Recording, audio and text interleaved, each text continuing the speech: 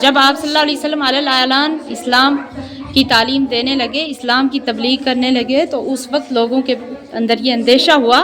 کہ لوگ زیادہ مسلمان ہونے لگے، اور ہو رہے تھے اس وقت زیادہ مسلمان، تو پھر لوگ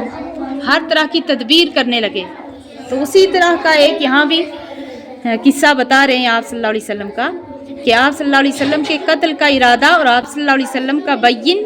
یعنی ظاہر معجزہ۔ ایک مرتبہ حضرت صلی اللہ علیہ وسلم کعبہ شریف کے پاس نماز پڑھ رہے تھے، جب سجدے میں گئے تو ابو جہل نے موقع کو غنیمت سمجھ کر ارادہ کیا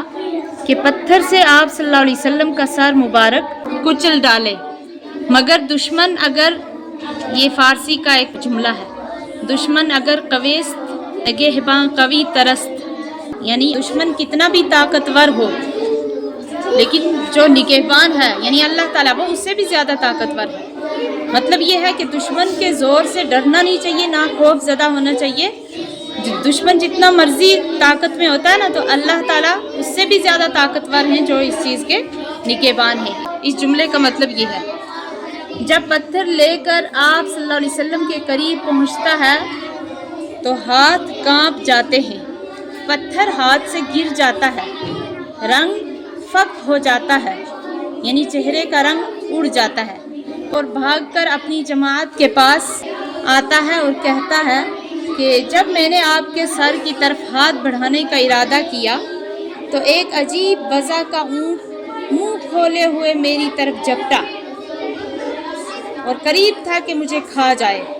میں نے ایسا اونٹ آج تک کبھی نہیں دیکھا۔ تو یہ وہ واقعہ ہے کہ جو کفار کے مجمع میں سب کے سامنے پیش آیا، اور خود کفار کے سردار ابو جہل نے اس کا اقرار کیا۔ تو یہ معجزہ ہے نا آپ صلی اللہ علیہ وسلم کا، اسی کو کہتے ہیں معجزہ۔